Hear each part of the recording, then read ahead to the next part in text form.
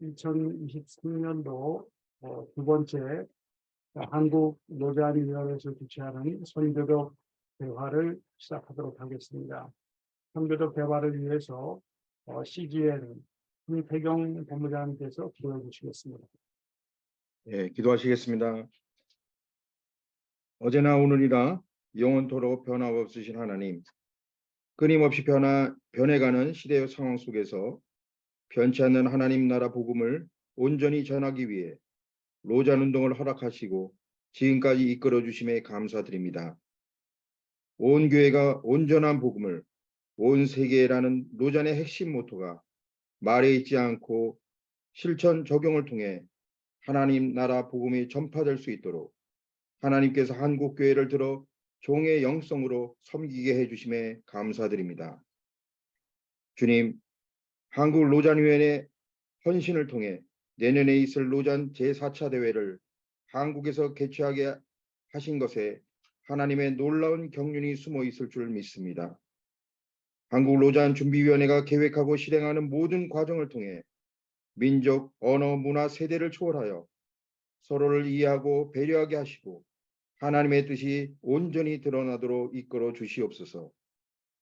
교회가 교회됨을, 그리스도인이 그리스도됨을 통해 하나님 사랑과 이웃 사랑이 온 세상에 전파되고 성령님의 하나되게 하심을 통해 모든 민족이 진정한 부흥을 경험하도록 이끌어 주시옵소서. 제4차 대회에 필요한 인력과 재정 또한 주님이 앞서 예비하신 손길을 통해 채워지게 하셔서 하나님의 인도하심을 경험하게 하시옵소서. 주님, 한국 로잔 준비위원회가 오늘 7월 14일 송도 컨벤시아에서 2024 서울 제4차 로잔 대회와 한국교회 영적 대각성을 위한 7.14 기도 대성회를 하나님께 올려드리려고 합니다. 함께하는 모든 교회와 성도들이 그리스도의 통치를 선포하고 새롭게 되는 소망을 담아내며 주의 영광만을 구하는 자리가 되게 하시옵소서. 1만여 명의 주님의 권속들이 하나님의 얼굴만을 구하고 모든 악한 길에서 완전히 떠나겠다고 결단하고 그렇게 살아가는 행전들이 일생의 현장 곳곳에서 실현될 수 있도록 이끌어 주시옵소서. 주님, 성부, 성자, 성령 하나님을 사랑하고 하나님의 말씀을 사랑하는 형제자매들이 오늘 한자리에 줌으로 모였습니다. 이 시간 에즈베리 부흥운동과 MZ세대라는 주제로 2023년 제2차 선교적 대화를 갖습니다. 강사이신 최영근 한국로잔위원회 총무님을 통해 이 시대를 분별하고 하나님의 완전한 뜻과 온전한 마음을 알고자 하오니 시종을 주관하여 주시옵소서. 강의 후 패널 토의와 소그룹 토의를 통해 서로 함께 배우고 향후 각자의 부르심의 현장, 목회와 선교 현장, 일터에서 적용해 나갈 수 있도록 이끌어 주시옵소서. 모든 간구를 길이요 진리요 생명이신 예수 그리스도의 이름으로 올려드립니다. 아멘. 아멘. 이 시간에는 한국 노자위원회 의장이신 이재현 목사님께서 나오셔서 환영 인사의 감사 소개를 해주셔야 되는데 오늘 여러 가지 일적으로 말미암아서 못 나오게 되셨습니다. 여러분들과 함께 하지 못하시는데 양해를 지금 따로 구하셨습니다. 여러분에게 인사를 전합니다. 여러분 모두를 환영하며 이제 1년이 조금 넘게 남은 4차 로잔 대회 전 세계 200여국이 넘는 나라에서 5,000명이 오프라인으로 참석을 하고 또 다른 5,000명은 온라인으로 참석을 하게 됩니다. 그 경우에 여러 참가자들이 다양한 모습으로 이 대회에 참가하게 됐는데 이것도 기대해 주시고 이 부분으로 하나님께서 편하게 인도하실 줄 믿습니다. 이 시간 다 같이 찬양을 하겠습니다. 구원 이찬 찬양을 드립니다.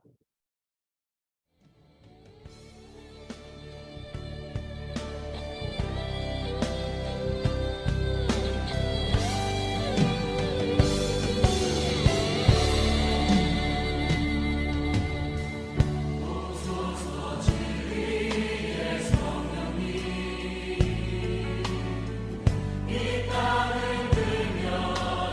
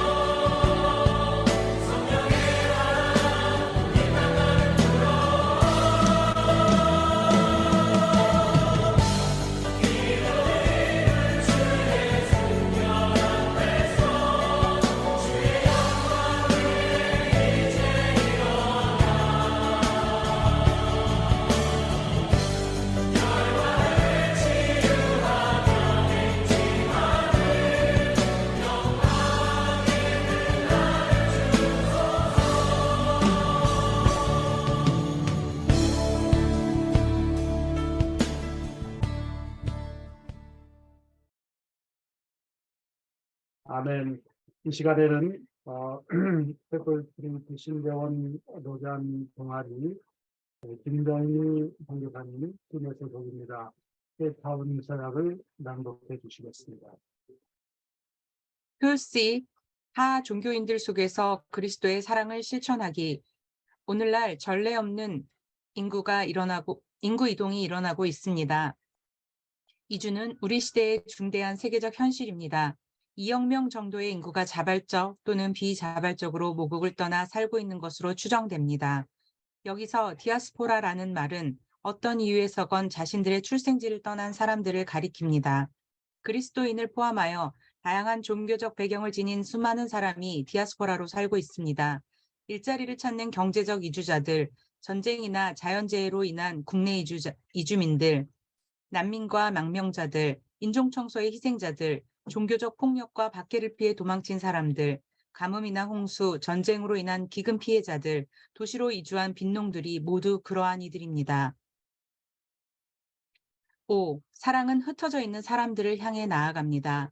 우리는 현대의 이주 현상과 관련된 악과 고통을 무시하지 않지만 그 현실이 하나님의 주권적인 선교적 목적 안에 있음을 확언합니다. A.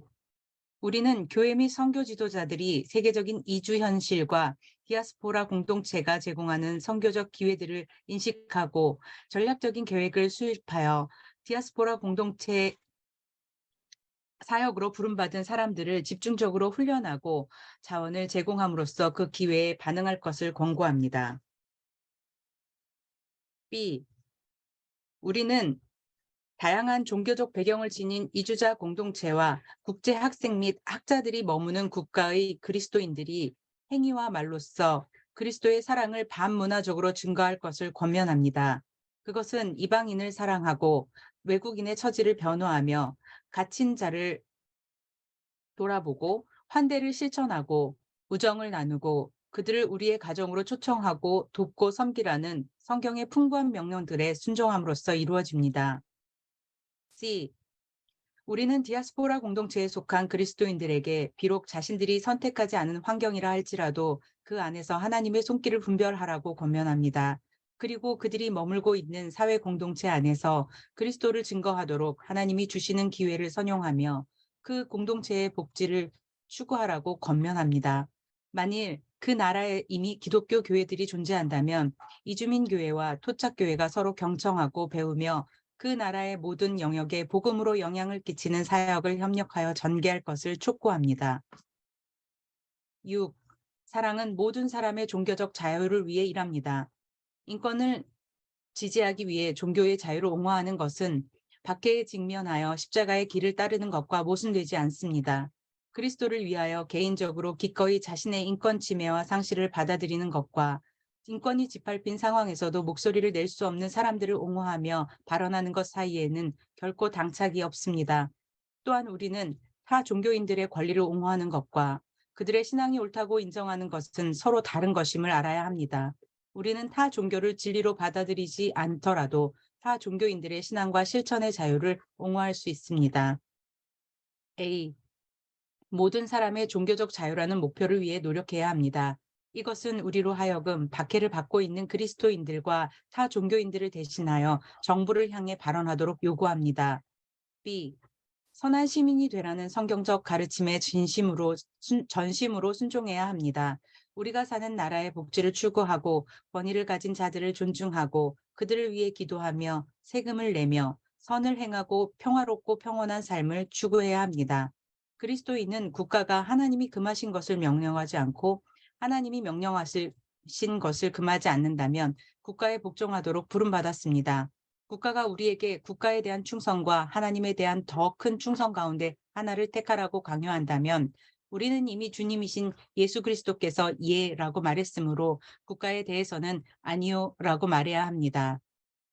모든 사람의 종교적 자유를 위해 우리는 모든 합법적 노력을 다하겠지만 우리의 마음속 가장 깊은 열망은 모든 사람이 주 예수 그리스도를 알게 되고 자유로이 그분을 믿고 구원을 받으며 하나님 나라에 들어가게 되는 것입니다.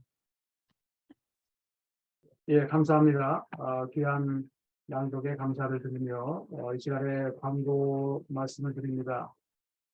6월 16일서부터 17일까지 로잔 교수 컨퍼런스가 로잔 교수회와 또한 일반 대학교의 기독 교수님들을 모시고 제주도는 엣지 39 훈련센터에서 열리게 됩니다. 7월 2일서부터 4일까지 한국로잔위원회 YLGN 젊은이들이 모이는 모임입니다. YLGN 싱크탱크 모임이 수영역교회 베이스캠프에서 열립니다.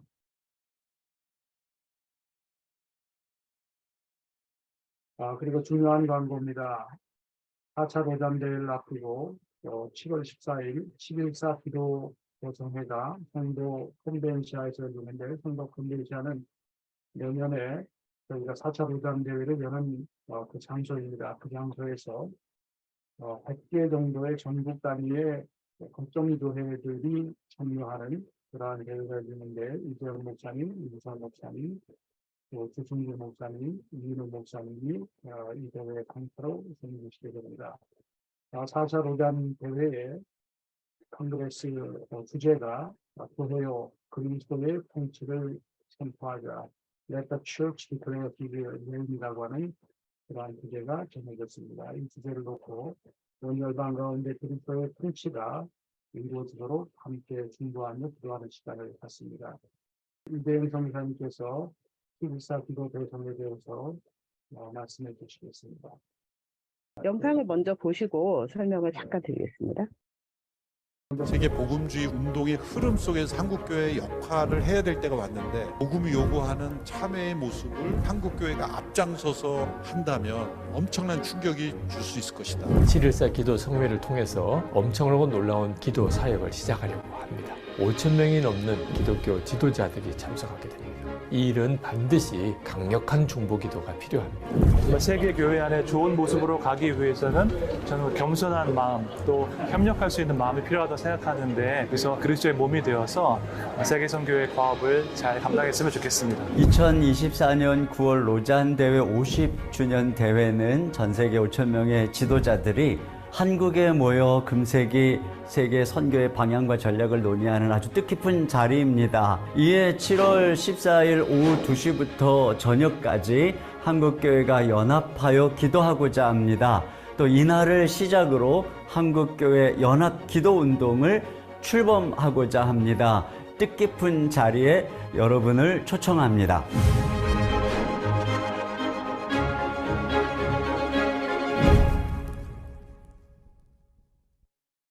네, 감사합니다. 여러분들께서 지금 방금 보신 비디오 클립을 보신 적이 처음이실 것 같은데, 제가 요즘에 이제 계속 듣는 이야기는 이런 소식을 우리가 듣지 못했다, 이런 이야기입니다. 당연히 저희가 대외적인 광고는 거의 하지 않았습니다. 왜냐하면 이제 지금 계속해서 여러분들의 키워드를 어떻게 잡아가셨는지 모르겠지만, 저희가 기획한 굉장히 중요한 의도는 기도와 교회입니다. 교회 안에서 이 기도 운동들이 모아지고, 지금 최영 교수님께서 100개 교회를 말씀하셨었는데, 저희가 100개 교회에서 시작을 하면서 가능하면 1000개 교회로, 100개 교회에 100명이 아닌 1000개 교회에 10명, 이렇게 해서 점점 그 교회가 참여하는 담임 목사님과 또 성도들이 1명이든 2명이든 한 교회들이 이 하나님의 나라에 대한 열망을 가지고 모이기를 기대하면서 이 기획의 의도를 목사님들과 또 좀 교회 핵심 지도자들에게 한 명 한 명 설득하면서 저희가 나누고 있기 때문입니다. 기도를 통해서 부흥이 오진 않습니다. 그러나 기도하지 않으면 부흥이 오지 않습니다. 로잔 대회를 앞두고 로잔 대회가 우리에게 무엇인가를 해주는 게 아니라, 한국 교회가 기도를 통해서 로잔 대회를 블레싱하고 또 로잔 대회를 우리가 초청하는 그런 일들이 저희의 이 기도 그 대성회의 가장 중요한 핵심적인 동기입니다.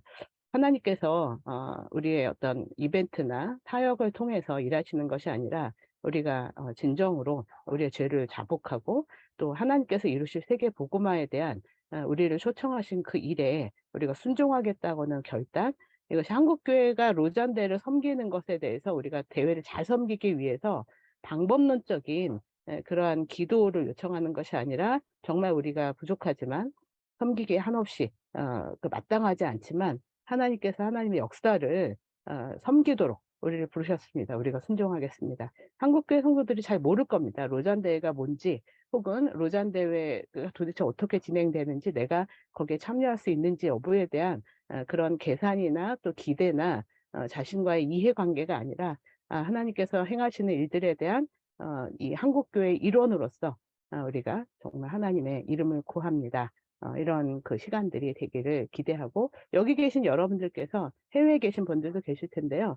이건 영상으로 중계하지는 않지만 여러분들의 지인들과 또 한 명 한 명 참여하실 수 있도록 독려해 주시면 대단히 감사하겠습니다. 고맙습니다. 예, 감사합니다. 한국 분리위원회에서 전체 총괄을 맡아 수고하시는 이대일 선사님, 7.14 기도 대성에 대해서 정말 감사드립니다. 한 가지 광고가 더 있는데, 다음 선교협회와 세 번째 선교협회와는 좀 약간 당겨서 9월 6일입니다. 토요일 날 강사는 호주의 신학자이면서 초대교회에 관한 다양한 책들을 접수하시고 바울의 공동체, 새로운 가족에 대한 여러 가지 다양한 것을 하신 로버트 뱅크스 박사님 한국을 방문하십니다. 그래서 한 300년 내지 500년 쯤으로 이제는 줌이 아니라 온오프라인도 함께 저희가 계획을 하고 있습니다. 많이 참석해 주시고, 이번 대회의 주제가 사도행전인데 사도행전적인 그러한 공동체가 청년의 역사로 말미암아 한국교회 다시 새롭게 일어날 수 있도록 이러한 선교 대화 모임을 갖습니다. 또 한 가지 광고인데, 8월 26일 토요일 로잔 전문인 대회가 열리게 됩니다. 장소는 아마 횃불로 될 것 같은데 후에 광고를 드리도록 하겠습니다. 여기에 참여하신 많은 성사님들과 또한 목사님들, 전문인들을 위해서 기도해 주시기를 바랍니다. 그리고 문상선 성사님 들어와 계신데 로잔 디아스포라 위원회에서 활동하고 계십니다. 흩어져 있는 전 세계 한인 디아스포라 800만을 위해서 기도해 주시고, 또한 전 세계의 수많은 이주민들이 사역을 하고 있습니다. 이들을 위해서 기도해 주시면서 로잔 운동을 통해서 디아스포라 선교 운동이 온 열방에 확장되기 위해서 기도해 주시기를 바랍니다. 이 시간에 사실 제가 발제를 하는 것보다 유흥열 목사님에게 제가 요청을 하려고 했었는데, 지금 유흥열 목사님 워싱턴 중앙감리교회에서 지금 이 시간에 유기성 목사님 모시고 집회를 열고 있습니다. 그래서 제가 발제를 하게 됐는데, 제 발제는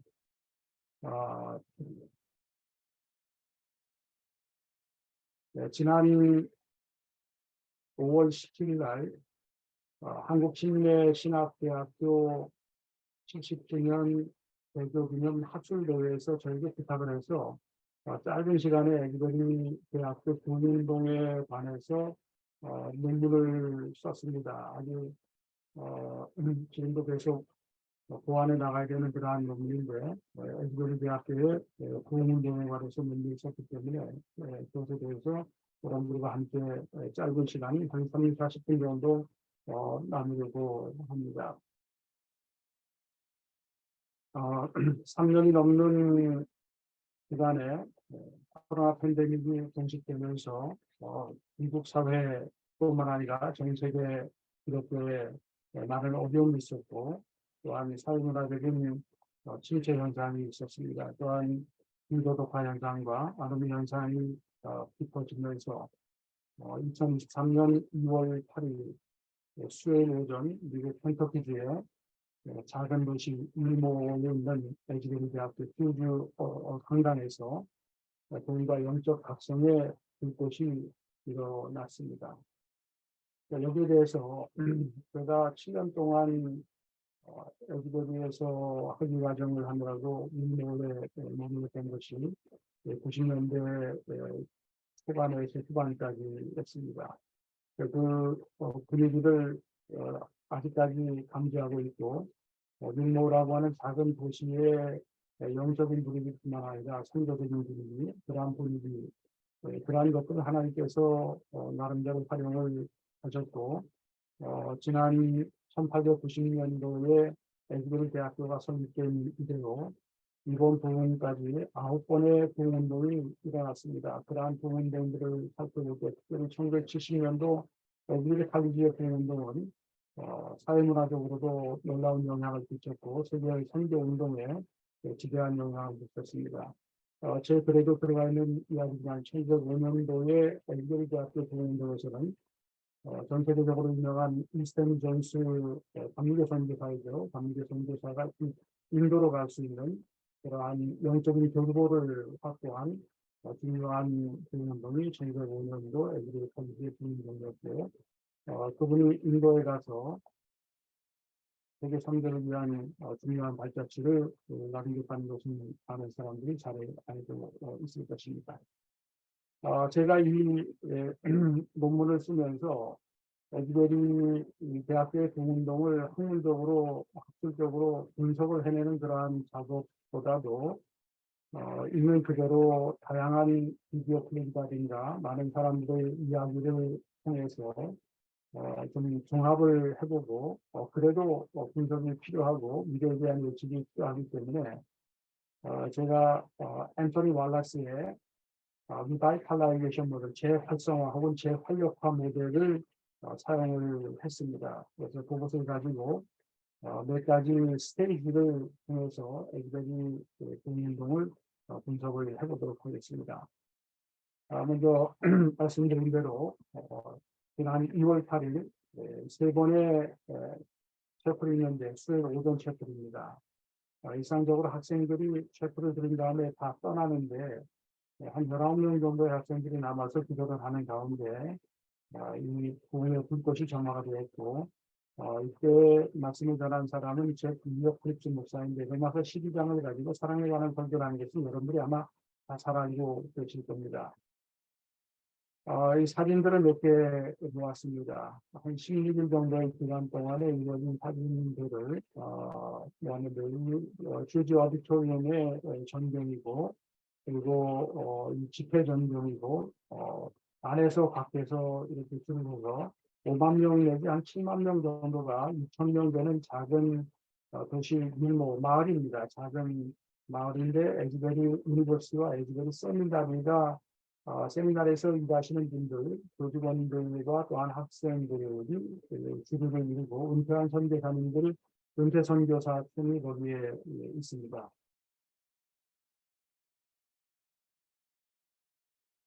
제 리어 크립스 목사님의 젊은 목사님이신데 이분이 알려져 있지 않습니다. 그냥 단순한 여러분 들어보시면 아시겠지만은 아주 간단한 설교를 했습니다. 로마서 1장 9절부터 21절까지 사랑에 관해서 실제적으로 사랑을 해야 된다라고 하는 그러한 메시지를 전했습니다. 제가 제 논문에 언급한 것은 에즈베리 대학교 부흥운동의 과정과 특징 가운데에서 특별히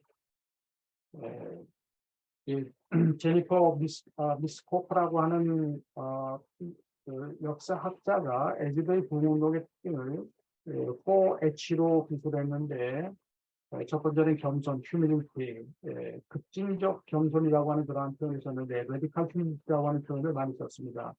그다음에 두 번째는 거룩함, 성결입니다. 홀리니스. 세 번째는 급진적 환대라고 하는 그러한 표현을 썼는데 6천 명이 살고 있는 작은 마을에 한 5만 명 내지 7만 명이 방문을 했는데 아무런 사고가 없이 모든 일들이 하나님의 은혜 가운데에서 잘 진행이 되었습니다. 그리고 네 번째는 성령, 홀리스피릿입니다. 부흥운동의 특징을 10가지로 역사적으로 제가 파악을 해봤더니 중요한 것은 성령의 임재, 하나님과 그리스도의 영광, 그리스도 중심적인 집회였다라고 하는 그러한 간증들이 많이 나왔습니다. 세 번째는 말씀 선포와 공동체 성경 읽기, 그룹의 성경 읽기가 그 집회 가운데에서 지속적으로 이루어졌습니다. 부흥운동의 가장 중요한 특징 중에 하나는 대고백과 회개, 그리고 죄사함의 확신, 그리고 기도, 열방을 향한 중보 기도가 이루어졌으며 그 기도 가운데서 죄사함의 확신 가운데서 거룩함과 기쁨이 공동체 안에 넘쳤고 기적과 치유의 역사도 일어나는 그러한 역사적인 부흥운동의 맥락 가운데에서 살펴볼 수가 있고, 아홉 번째는 사실은 모든 역사적인 부흥운동 가운데는 부흥운동에 대한 비판과 신학적인 의구심이 제기됩니다. 너무 지나치게 뭐 은사 중심적이다, 감정적이다, 그다음에 신학이 신학적으로 맞지 않는다, 말씀이 없다, 뭐 이런 여러 가지 다양한 비판이 나오게 마련입니다. 1차 대각성 운동, 조나단 에드워즈의 대각성 운동 때도 그렇고, 또한 18세기 영국의 위대한 부흥운동, 선교운동이죠. 존 웨슬리의 부흥운동 가운데도 그러한 이야기들이 나왔던 것을 우리가 잘 알고 있습니다. 그리고 부흥운동이 확산되면서 열방을 향해 퍼져나가는 그러한 특징을 갖고 있습니다. 재활력화 모델에 관해서 제가 오늘 말씀을 드리면은, 이 재활력화 모델이라고 하는 것은 그 사회 문화에 대한 어떤 새로운 운동을 설명을 하기 위한 인류학적인 모델입니다. 리바이탈라이즈 된다. 리바이탈라이즈 된다라고 하는 것은 뭐 리바이럴과도 용어가 거의 유사하고 리뉴얼이라고 하는 말로도 표현을 해볼 수가 있고, 다른 말로는 각성이라고 하는 awakening이라고 하는 표현을 쓸 수도 있고, 성령의 기름 부으신다고 하는 아웃포링이라고 하는 그러한 표현도 쓸 수가 있습니다. 재활력화 운동은 한 사회가 내외부적인 압력을 받을 때 만족스러운 문화적인 형성을 위해서 그 사회 문화에 살고 있는 구성원들이 기울이는 계획적이고 계획적이며 의식적인 노력이라고 앤토니 월라스가 이야기를 합니다.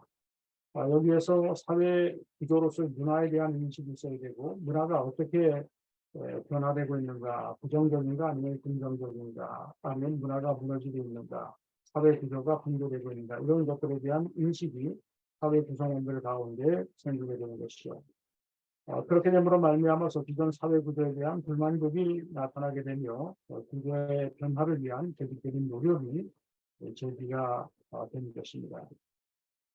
재활력화 단계는 5가지 안정 상태에서 개인적인 스트레스, 세 번째는 문화적인 왜곡 현상, 그리고 재활성화 단계, 그리고 다시 새로운 안정 상태로 돌아가는데, 그 중간중간에 이러한 루트를 따라서 가는 것이 아니라 다른 쪽으로 어떤 재난이 일어나거나 다른 출구를 통해 가지고 부정적인 양상이 일어날 수 있다는 것을 알 수가 있습니다.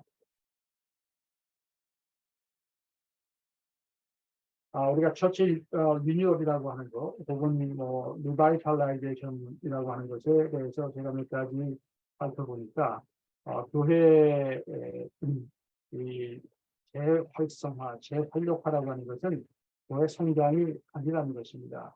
그것은 각성운동이고 사회 구성원들 가운데에서 그리스도인들을 새롭게 형성하는 것이고, 또한 그들에게 위임을 하는 것이고, 그들에게 능력을 부여하는 것이고, 그들을 열방으로 파송하는 것이다 라고 하는 그러한 이야기들이 역사적으로 정리되었습니다. 사회구조라고 하는 것은 우리 사회 안에 있는 이념이라든가 사람들과의 관계, 그리고 과학기술 같은 것들의 기능적인 균형, 이 functional equilibrium이라고 하는데, 이 기능적인 균형을 이루는 상태가 사회구조가 가장 안정된 상태인데, 이념이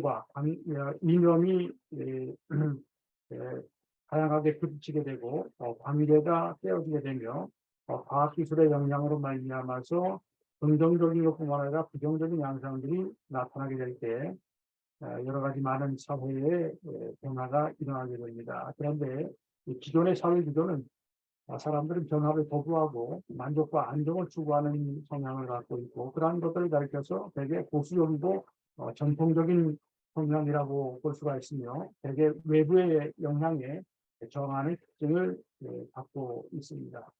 자, 이러한 상황 가운데에서 사회 문화가 붕괴가 되면서 여러 가지 딜레마를 겪게 되고 문화적인 왜곡과 좌절 현상이 나타나게 됩니다. 여기 나타난 모습과 마찬가지로 코로나 팬데믹 그리고 우리가 요즘에 전 세계적으로 굉장히 이슈가 되고 있는 펜타닉이라고 하는 마약으로 말미암아서 미국의 세대를 가리켜서 좀비 세대다라고 하는 그런 표현을 하기도 하고 정치에 대해서 불만족을 갖고 있고 경제적으로도 일자리를 잃어버리며 말미암아서 희망을 상실하는 젊은 세대 그리고 미래에 대해서도 이러한 바이러스로 말미암아서 수많은 사람들이 죽는 그러한 디스토피아의 모습들을 세계 곳곳에서 우리가 그러한 징후들을 살펴볼 수가 있습니다.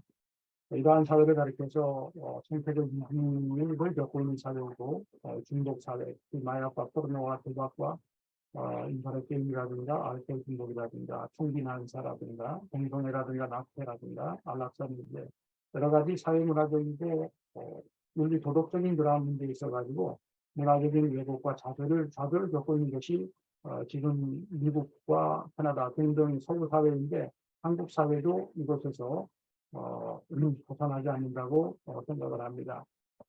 그런데 에즈베리 대학교의 부흥운동을 일으킨 주체를 가리켜서 대학교 학생들인 젠 G라고 하는 Z세대입니다. 22세인데 지금 이게 몇 년 전에 통보이기 때문에 한 25세, 26세 정도가 될 것입니다. 이들은 이동성 및 온오프라인의 국제 형식을 깨닫고 있고 SNS 소셜 네트워크를 통해서 커뮤니케이션을 하는 디지털 네이티브 세대라고 볼 수 있고 독특함을 추구하며 다양한 접근을 선호하고 이기적인 소비를 추구하는 그러한 성향을 갖고 있습니다. 지난 3년 3개월 동안에 코로나 팬데믹을 겪으면서 가장 소외된 세대가 바로 이 젠 G라고 이야기를 합니다. 불안과 고립과 소외감을 겪고 있으며 좌절감과 우울감과 박탈감을 겪었으며 불확실한 미래에 대해서 희망을 잃어버린 그러한 세대가 이 세대가 아닌가라고 진단을 하고 있습니다. 이러한 가운데에서 하나님께서 미국 사회의 변방이라고 할 수 있는 작은 마을 윌모어에 위치한 에즈베리 대학교에서 신학교도 아닙니다. 에즈베리 일반 대학교입니다. 일반 대학교에서 물론 기독교 대학이지만은 작은 대학교에서 부흥 운동을 일으켜 주셨고 또 그것을 일으켜 주셨는데 대부분 여기에 대해서 평가하고 이것을 목격하신 분들이 이야기하는 것은 젠 G의 영적 발망, spiritual hunger라고 합니다. 영적인 굶주림이라고 하는 것이요. 이게 spirituality라고 하는 것은 기독교에서만 추구하는 것이 아니라 모든 종교에서 그리고 일반 세속적인 사회에서도 어떤 spirituality를 갈망하고 있는데 기독교의 영적 갈망이라고 하는 것은 하나님 중심적이고 하나님의 영광과 그리스도 중심적인 그러한 영적인 갈망이라고 볼 수가 있겠죠. 280여 개 대학이 16일 동안의 집회에 참여했고 앞에서 말씀드렸듯이 5만에서 7만 명이 윌모어라고 하는 작은 도시를 방문을 했습니다. 이러한 것들을 볼 때 성령의 역사에 대한 민감한 세계이다. 스피리추얼 시커들이 점점 더 늘어나고 있다. 그리고 religious non이라고 하는 영적 탐구자들, 탈종교화 현상이 점점 더 확산되고 있다는 그러한 사실을 오늘날 이러한 상황을 통해서 우리가 살펴볼 수가 있습니다. 사회 구조가 붕괴되면서 사회 문화적 재활력을 얻기 위한 종교 문화적 코드, 어떤 코드가 필요합니다. 그 코드가 어떤 코드인지 정적인 코드인지 아니면 뭐 정적인 코드인지 다양한 코드가 제기가 되는데 그것을 가리켜서 미로, 메이지웨이라고 합니다. 세계관을 재구성하는 것입니다. 현재 우리가 갖고 있는 세계를 바라보는 안목으로서는 무엇인가 탈출구를 새로운 갱신을 얻을 수가 없다라고 하는 그러한 절망감에서 사회문화적인 세계관을 새롭게 재구성하려고 하는 그러한 시도가 일어나게 된 것이에요. 이 재활력화의 과정은 코드를 형성하고 미로를 재구성하는 것에서 이 코드, 세계관을 소통하는 것, 그리고 이러한 세계관을 공유하고 있는 그룹들이 구조를 형성하고 조직을 하는 것, 그리고 이 조직이 적응해 나가는 것, 그리고 문화를 번역하는 것, 좀 더 넓은 세계로 이러한 운동이 확산되어 나가는 것, 그리고 마지막으로는 새로운 안정 상태, 일상화라든가 관례화로 돌아가는 그것을 이 단계로 살펴볼 수가 있습니다. 먼저 이제 이상적 코드로서 보험과 각성운동, 구원, 하나님 나라, 초자연적이고 급진적이고 극적인 그러한 현상들이 이 보험과 각성운동에서는 주로 일어난다라고 하는 것이 역사적인 하나의 사실에서 살펴볼 수가 있습니다. 제가 저는 논문에서 에즈베리 대학교와 신학교가 위치한 밀모라고 하는 그 공간과 그 장소성에 대해서 이야기를 했는데, 사실 공간이라고 하는 것은 물적인 공간입니다. 그런데 이 공간 속으로 사람들이 들어가서 어떠한 작용을 일으킬 때 그것이 하나의 장소가 되는 것이고, 그 장소가 거룩한 장소가 되는 것이고, 그 장소를 통해서 새로운 활력이 확산될 수가 있다는 것이죠. 앞에서 말씀드렸지만 1892년에서 2023년까지 에즈베리 팔리지에서 9회에 걸쳐서 대운동이 일어났는데 1905년과 1970년과 올해 일어난 2023년도에 대운동이 아주 굉장히 중요한 대운동이었다고 볼 수가 있습니다. 제가 제임스 스미스의 하나님 나라를 욕망하라라고 하는 그러한 책을 언급을 하면서 이러한 이야기를 썼습니다. 제임스 스미스는 하나님의 형상대로 창조된 인간은 본질적으로 예배의 실천으로 형성되는 정서적인 피조물, 무슨 말인가 하면 생각하기 전에 사랑하고 일어나하기 전에 상상하는 피조물로서 신학과 교리라는 세계관에 우선하는 예배하는 존재다. 우리의 세계관의 중심에는 예배가 있다. 기독교적인 세계관의 중심에는 예배가 있다라고 하는 것이요. 세계관이나 신학 또는 교리가 예배에 우선하지 않고 모든 지적인 알미라고 하는 것은 예배 안에서 올바로 표현된다는 것이요. 그래서 스미스는 제자도는 근본적으로 마음의 선인지적, 인지하기 이전의 교육에 관한 문제다라고 하는 이야기를 합니다. 온몸으로 드리는 기독교 예배는 추상적인 신학적 개념을 이해할 수 없는 사람들에게 다가가 그들을 만지고 변화시킨다. 이러한 것들이 실제적으로 엄청난 폭발적인 역사로서 에즈베리 대학교에서 일어났다는 것이죠. 예배는 은혜의 수단인 성례전을 통해 모이는 예배와 흩어지는 예배를 통해서 교회 공동체를 변화시킬 뿐만 아니라 흩어진 예배 공동체가 참여하는 세상 속에 하나님의 계시를 통한 은혜로 역사하는데, 이게 16일 동안 끊임없이 밤낮을 가리지 않고 예배가 이어졌다는 것이죠. 굉장히 아주 컴팩트하고 굉장히 집중적인 예배가 드려짐으로 말미암아서 이 예배를 통해서 열방을 향해서 흩어진 예배, 흩어진 증언이 나타날 수 있는 중요한 사회문화적인 변화를 위한 촉발작용이 여기에 나타났다고 볼 수가 있습니다.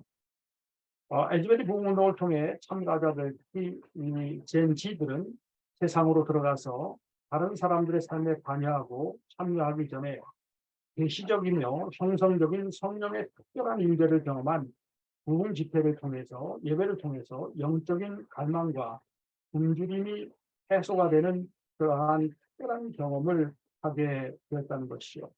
그래서 어떤 분은 이렇게 얘기합니다. 성령은 모든 피조물 안에 거하시지만 특별한 장소, 이 역사적인 에즈베리 대학교의 휴지 대강당과 사물과 또한 행동, 참회의 고백과 간증 안에서 성령의 임재, 성령의 부어주심이 강력해진다라고 이야기를 하고 있습니다. 그러니까 이러한 것들이 인간의 노력이나 인간의 어떤 능력 때문에 시작되지 않습니다. 미리 계획된 어떤 프로젝트도 아니고 에즈베리 대학교이기 때문에 일어난 일도 아니라고 이야기를 합니다. 전문 찬양팀이나 유명한 설교자로부터 비롯된 일도 아니고 어떤 마케팅이나 광고 캠페인의 산물도 아니란 얘기입니다. 여기서 한 목격자가 이야기한 것은 무엇인가 하면은 그것은 더 진실하고 더 깊고 더 충만한 것을 바라는 절실함, 어떤 데스퍼레이션이죠. 그리고 영혼의 목마름이었고 하나님께서 이에 응답하셨다라고 이야기를 하고 있습니다. 이것은 에즈베리 대학교의 케빈 브라운 총장이 이야기한 것인데 이것을 마태복음 5장 6절에 의에 죽이고 목마른 자는 복이 있나니 그들이 배부를 것이며 라는 말씀처럼 많은 사람들이 의에 죽이고 그리고 목말라 있었으며 특별히 미국의 젠지 세대들 그리고 부상하는 알파 세대들이 영혼의 목마름에 의에 죽이고 목말라 하고 있었고 영혼의 굶주림에 소리치고 있었던 것입니다. 그리고 몇 주간 동안 이들이 자유로워지고 치유받고 회개하고 죄를 고백하고 죄와 짐과 두려움을 내려놓았고 세상에서는 맛볼 수 없는 평화와 하나님의 성령의 충만함을 경험했다라고 증거를 하고 있습니다. 그래서 제가 볼 때 에즈베리라고 하는 그러한 특별한 공간과 특히 에즈베리 대학교의 학생들이 학기를 시작하는 6월달 그리고 봄방학이 시작되는 6월 말 이런 것들이 아주 타이밍과 그리고 2023년도라고 하는 코로나 팬데믹이 끝나가는 그러한 상황 가운데에서 하나님께서 하나의 타이밍과 장소를 아주 절묘하게 활용하셨다라고 하는 그러한 느낌을 받습니다. 자, 코드와 커뮤니케이션인데 개인과 사회의 은혜 이것을 구원의 수단을 하나님의 구원의 수단을 확산하는 이 코드를 확산하는 것이죠. 그들이 새롭게 감지한 성경적인 세계관, 그들의 체험한 체험 이러한 것들을 어떻게 확산할 것인가. 이런 이야기를 합니다. 아마 역사적으로 부흥운동이 일어날 때 이 젊은 세대의 주도로 부흥운동이 일어나는 것은 아마 역사적으로 그렇게 예를 찾아볼 수가 없다라고 이야기를 하며 앞에서 언급했듯이 유명한 카리스마적인 지도자와 혁신가가 여기에 참여한 것도 아니고 유명한 찬양 인도자가 여기에 온 것도 아닙니다. 중요한 것은 무엇인가 하면은 오늘날 과학기술의 발전으로 말미암아서 이 부흥의 소통과 확산 체험, SNS, 이 소셜 네트워크였죠. 그리고 팬데믹 이후에 오프라인 공간의 열망이 젠지 세대들에게 확산되었다. 그리고 온라인 공간 표출, 하나의 욕망과 하나의 필요로 나타나게 되었다라고 분석을 할 수도 있습니다. 온라인으로는 거의 뭐 한 10억 정도가 접속을 했다라고 하는 그러한 이야기가 있습니다. 확산 구조는 예배 기간, 이 집회 기간 동안에 이 운동을 점화하고 촉진한 제 세대 대학생, 이 대학생들인데 이들의 특징은 자발성입니다. 스폰테니어스하고 발론티어한 그러한 모습들이 나타나고 이들의 열정과 헌신과 증언과 간증 그리고 이들이 2명 내지 3명 정도씩 주변에 있는 대학이라든가 또는 고등학교라든가 지역교회라든가 선교단체로 아웃포링 팀, 성령의 기름 부으심을 받은 그러한 팀들을 조직을 해서 주변으로 나가는데 280개 대학과 고등학교 이런 여러 지역사회로 확산되어 나갔으며 이제 봄방학을 봄방학을 거쳐서 5월에 졸업식을 하게 되고 아마 지금 이제 방학을 맞이하게 되면서 전 세계 열방으로 이들이 이 에즈베리 대학교의 부흥운동을 확산하는 그러한 단기팀들로 아마 나가게 될 것이라고 이야기를 하고 있습니다.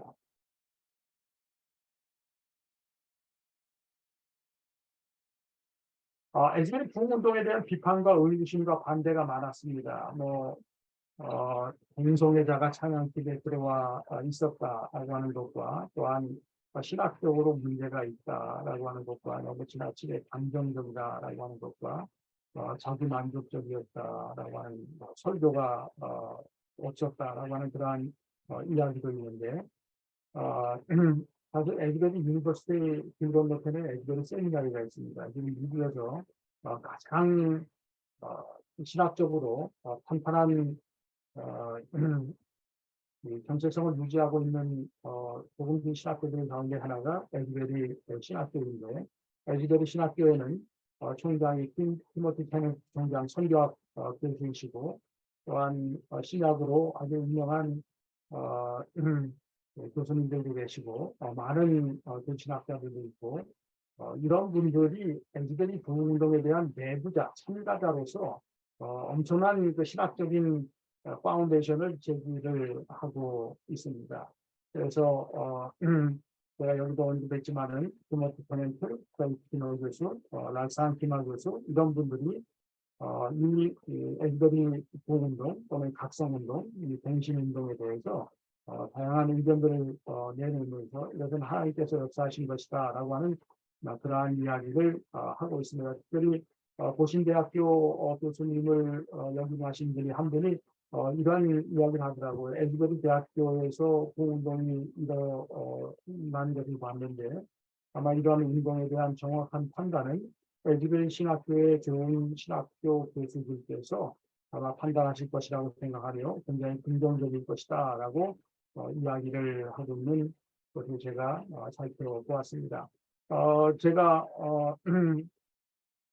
석사기 논문을 전하던 에드워즈에 관했었는데 에드워즈의 균형 잡힌 부흥론 그리고 신앙 감정론, 리리저스 어펙션이라고 하는 그러한 표현을 썼는데 전하다 에드워즈가 부흥운동에 관해서 굉장히 강조한 것 중에 하나가 무엇인가 하면은 하나님에 대한 어떤 하나님의 영광에 대한 인재 체험이라든가 이런 것들을 단순하게 인간적인 감정이 아니라 하나님의 성령으로 말미암아서 우리에게 주는 특별한 어떤 사랑의 감정이다. 하나님의 아름다움에 대한 인식하는 감정이다라고 하는 그러한 이야기도 있고 지금 조한 웨슬레가 오픈에어 프리칭 광장에서 말씀을 전하고 있는 그러한 모습인데 영국 사회 문화를 다 변혁시켰어요. 이게 단순하게 영국의 어떤 성공에만 변혁시키려고 했던 그러한 운동이 아니라 영국 사회 이 산업혁명으로 말미암아서 소외된 그러한 수많은 그러한 사람들에게 고통에 처했던 사람들을 예수 그리스도께로 인도할 뿐만 아니라 사회 문화를 변화시켰던 그러한 운동이 영국 18세기에 이 부흥운동이고 이것이 선교운동으로 확장되어 나갔다는 것을 볼 수가 있겠죠. 초대교회 우리가 사도행전 1장 2장을 본다고 할지라도 나갈 다락방에 성령 임재가 일어났을 때 그리고 주변에서 오는 많은 유대인들이 그 집회에 참석을 했을 때 그들이 예배드리는 그 모습을 보고 세술에 취했다라고 하는 그러한 이야기를 했는데 그런 것들도 어떤 의미에서 하나의 비판적인 것이었고 그때 베드로가 이 세술에 취한 것이 아니라 성령의 임재에 대해서 설명을 하고 설교를 한 것이 사도행전 1장 2장에 잘 나오고 있습니다.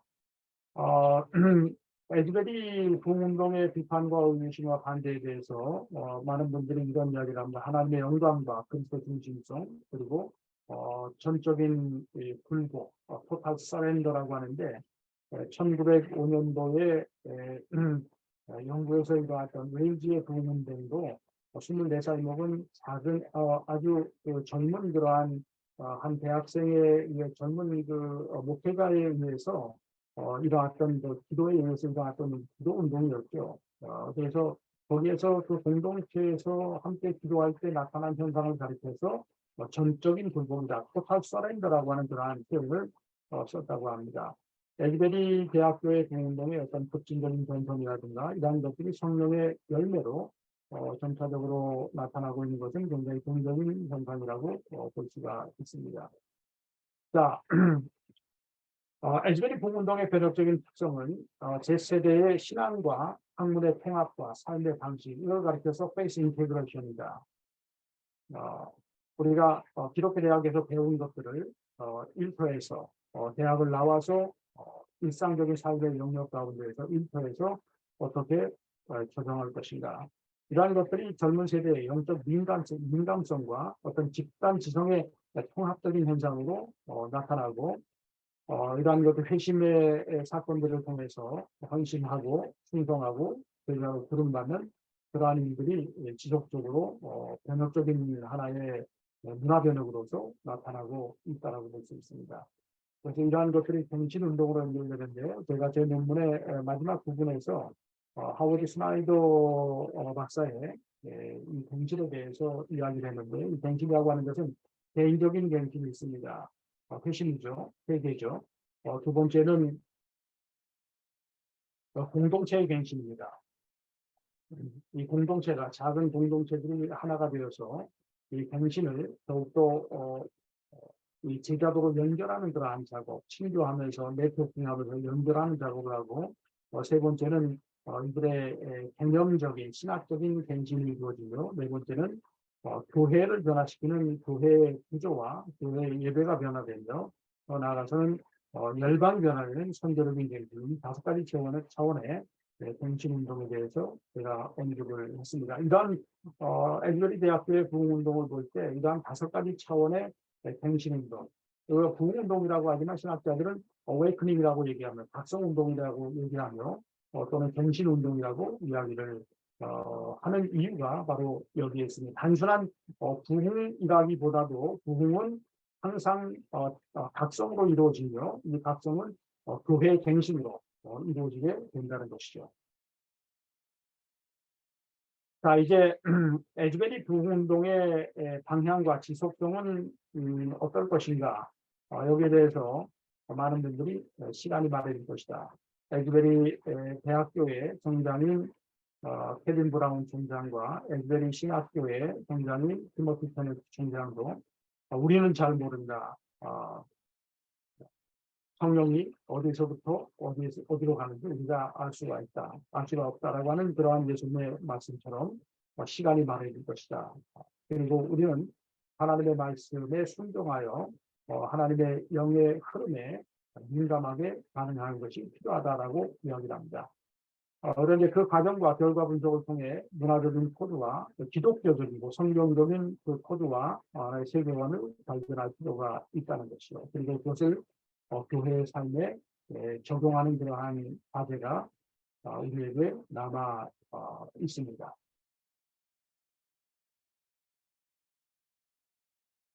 이제 한국교회가 변곡점을 맞이하는데 올해가 원산 대부흥운동 120주년을 맞이하게 됩니다. 그리고 또한 1973년도 여의도에서 열렸던 빌리그레함 전도 집회 50주년을 맞이하게 되고 올해 그 기념을 하게 되는데 또 내년에는 4차 로잔 대회가 여러분 아시다시피 한국에서 개최가 됩니다.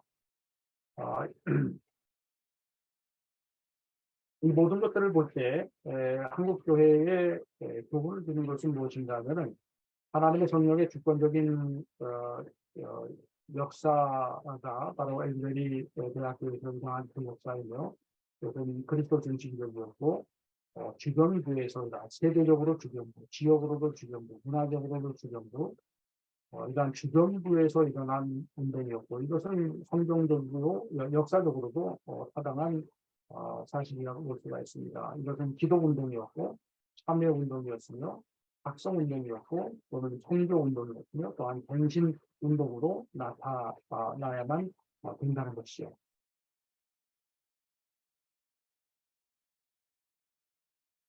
몇 가지 결론에서 제가 워싱턴 중앙장로교회 유흥열 목사님이 다녀온 다음에 몇 가지 비디오 클립을 올렸는데 그 가운데에서 하나를 소개한다고 한다면은 이런 이야기입니다. 켄터키의 작은 시골의 한 대학교에서 일어난 하나님의 역사 그 현장을 다녀오면서 제 가슴에 깊이 새겨진 한 가지 가르침은 이 부흥의 한복판에 계신 분은 오직 하나님 한 분이라는 사실이었습니다.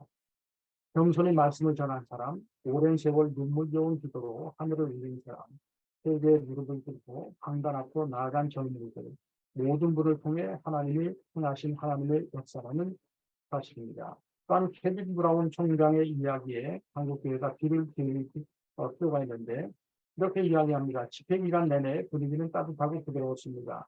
성령님의 조용한 문제라고 말하는 사람도 있었습니다. 저는 겸손, 긍휼, 하나님의 사랑, 적나라한 고백, 세계 풀어진 속박, 무너진 견에 대한 진, 하나님의 선하심에 대한 증거, 진실한 기도, 삶을 바꾸는 헌신을 받습니다. 사람들은 다음에 어떤 일이 일어날지, 장기적으로 어떤 영향이 있을지를 궁금해합니다. 또 이 현상이 부흥인지 아닌지 묻습니다. 그러나 제 대답은 모른다입니다. 중요한 것은 수많은 사람들이, 목마른 영혼들이 예수님을 찾으러 모였고 하나님께서 응답하신 것을 보았습니다. 우리 가운데 어떤 움직임이 있었습니다. 달콤하고 부드럽고 선하고 아름답고 의롭고 진실한 것이었습니다. 사람들은 짓눌려 있던 삶의 속박에서 벗어났고 하나님께서는 우리가 생각지도 만들지도 못하는 방식으로 나타나셨다는 것을 압니다. 티모티 케네트 총장, 에즈베리 신학교의 총장은 이렇게 이야기를 합니다. 에즈베리 부흥의 원인과 결과에 관해 분석하고 평가하며 이 운동을 어떻게 관리할 것인가, 여기에 시간을 쏟기보다는 이 부흥을 일으키시는 하나님의 은혜와 능력을 깊이 느끼고 우리의 손을 벌려 그 은혜를 받을 때라고 말합니다. 라고 이야기를 하고 있습니다. 이러한 것들을 볼 때 이것은 모임과 흩어짐, 예배 운동이며 선교의 운동이라고 볼 수가 있습니다. 사실 초대교회 운동도 이러한 운동과 유사한 성향을 보이고 있죠.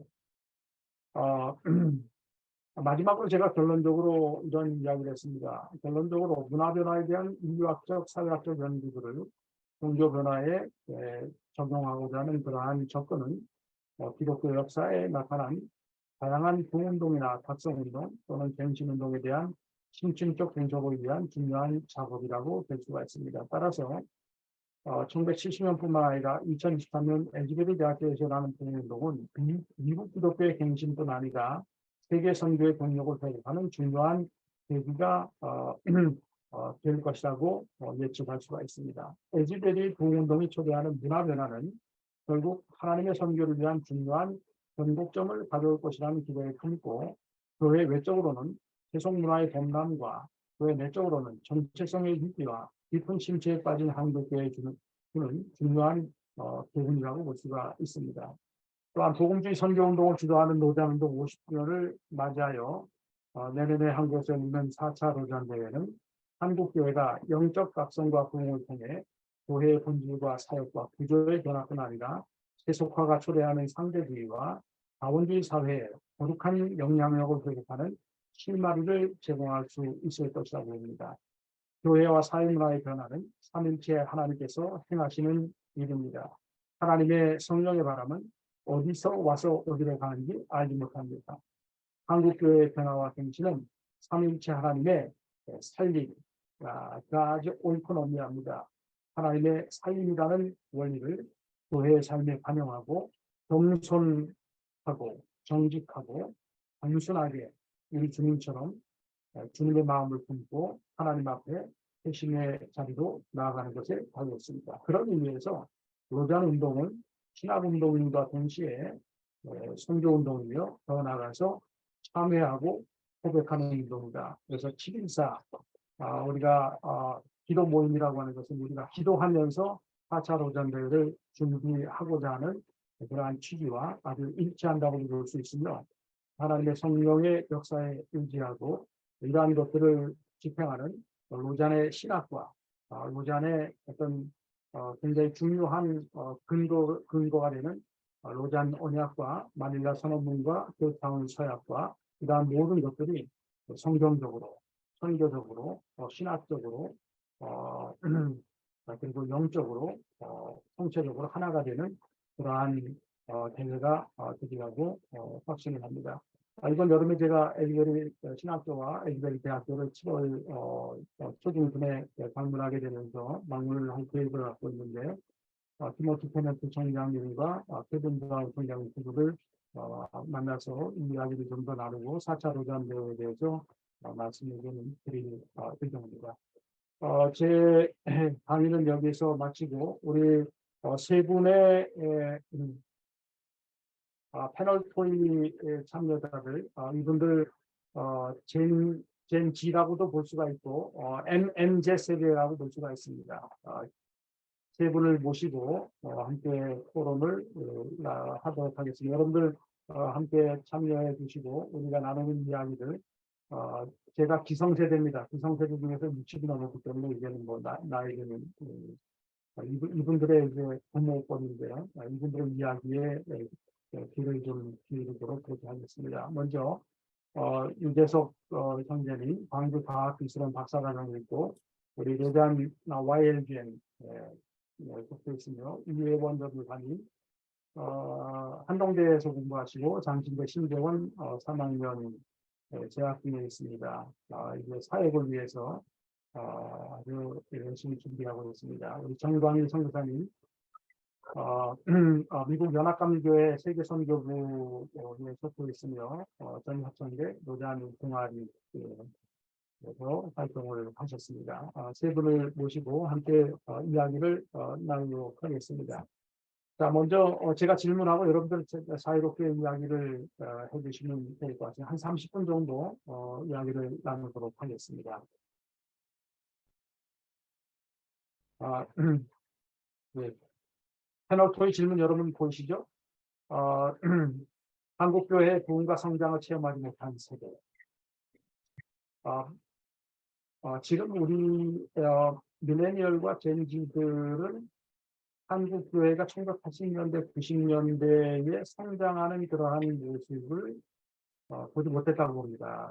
이제 세 분이 1994년도, 5년도, 6년도 이렇게 출생하신 걸로 알고 있는데 한국교회 국을 보려고 한다면 그래도 한 초등학교 6학년, 중학교 정도에 이제 이게 부흥이다 뭐다 성장을 하고 있구나 이런 것을 느낄 텐데 아마 그것을 되게 감지를 못하셨을 거예요. 지금은 계속 교회가 줄어들고 있고 이런 상황만 보았다고 목격했다고 생각합니다. 자, 한국교회에 대한 여러분들의 평가는 어떨까? 여러분들이 다 MZ 세대를 대표하는 것은 아니지만은 그래도 여러분 세대 가운데에서 열심히 신앙생활을 하는 그러한 분들로서 어떻게 평가를 할 겁니다. 그리고 미국 청년 세대의 영적 갈망의 놀라운 표출로서 에즈베리 부흥 운동을 여러분들에게 어떤 의미로 다가오는지 한번 말씀해 주시죠. 네, 제가 먼저 답변을 하겠습니다. 먼저 사실 에즈베리 부흥 운동에 대한 MZ세대의 약간 영향이나 평가를 이야기해보자면은 긍정적인 측면과 부정적인 측면이 있는 것 같습니다. 앞서 교수님께서도 말씀하신 것처럼 저희 세대가 세대 간의 갈등, 개인적 스트레스가 굉장히 증가하고 있는 그런 상황을 많이 맞이하고 있고 이제 팬데믹과 맞물리면서 경기의 어려움, 취업의 어려움 이런 상황에서 현장 예배에 대한 이런 부분도 어려움을 많이 경험해온 세대이기 때문에 이런 에즈베리 부흥의 뜨거운 현장의 열기들을 보면서 굉장히 감동과 도전을 받기도 하지만 제 주변의 좀 사례들을 봤을 때는 하나의 약간 스캔들로 그냥 하나의 뜨거운 핫한 미국에 이런 일이 있다더라 정도로 넘어가지 않았나 라는 생각이 듭니다. 그래서 단순한 섣부른 일반화는 어렵지만 제 주변 지인들 역시도 2월 말에 실제로 이런 부분들이 미디어 매체를 통해서 접해졌을 때 관심을 표출하는 청년들도 있었지만 그냥 막 이 관심이 되게 지속되거나 연결되기보다는 그냥 이례적인 사건으로 단회적인 사건으로 야 이런 일이 있더라 정도로 넘어가고 그 이후에는 큰 반응이 없었던 것 같습니다. 좀 어쩌면 이런 반응이 아까 교수님께서 말씀하신 것처럼 우리 세대가 한국교회의 부흥과 성장을 직접적으로 경험하기보다는 우리 앞세대의 부흥과 그 성장의 잔재를 간접적으로 경험해왔고 그러한 세대로 약간 당연한 반응일지도 모르겠습니다.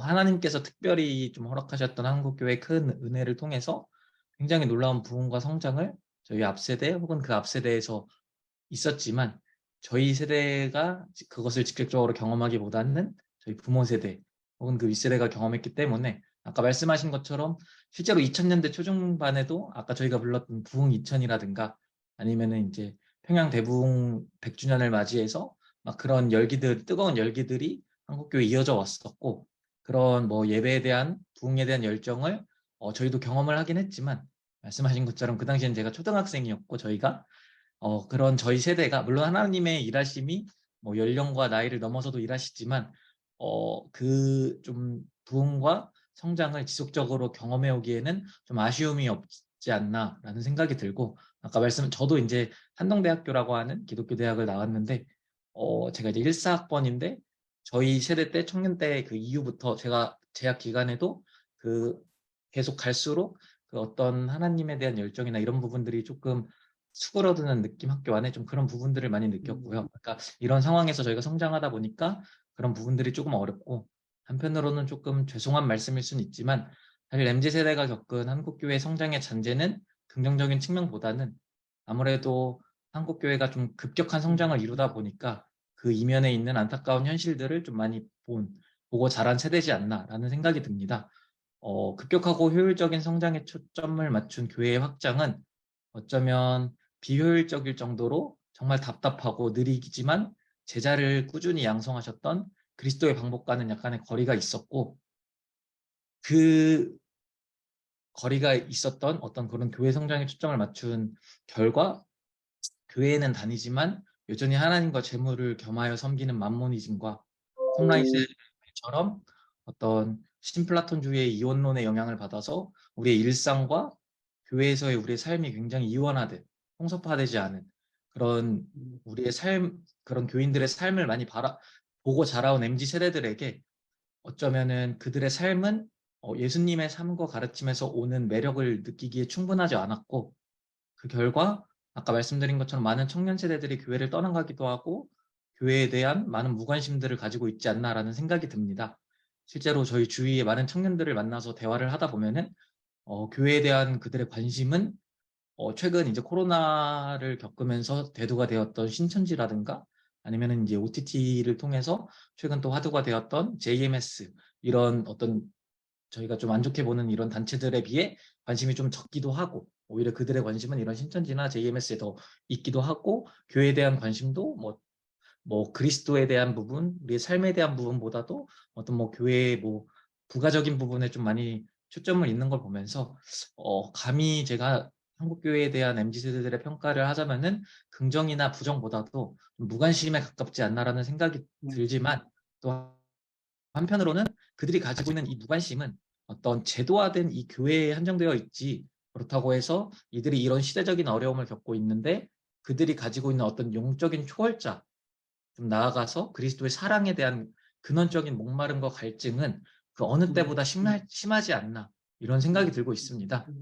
그래서 좀 한편으로는 개인적으로는 좀 소망적인 부분을 갖는 것은 어두웠던 좀 중세 암흑기를 밝혀주었던 개혁주의 선배들, 그들의 발자취를 기억하면서 또 당신의 교회를 끝까지 포기하지 않으시는 하나님의 신심하심을 기억하면서 그동안 좀 우리 주변에 만연해 있던 어떤 값싼 은혜처럼 그분의 복음을 우리 수준으로 격화시키는 일을 우리가 이제 멈추고, 성경이 말씀하고 성경이 계시하는 대로 그분의 크고 넓은 복음을 우리 MZ 세대들이 직면하게 할 때, 아까 말한 것처럼 영적인 굶주림에 허덕이고 있고 모든 관심을 자신의 삶과 자신의 안위에 집중하고 있는 이 세대의 관심을 자신에게서 벗어나서 온 세계와 열방, 하나님의 통치가 임하는 모든 영역으로 확장할 수 있지 않을까라는 생각을 하게 되며, 끝으로 MZ세대가 아까도 교수님께서 표현하신 것처럼 사실 MZ세대를 대표하는 슬로건이라 하면은 디지털 네이티브, 좀비 세대, 사실 이런 부정적인 슬로건이 있는데,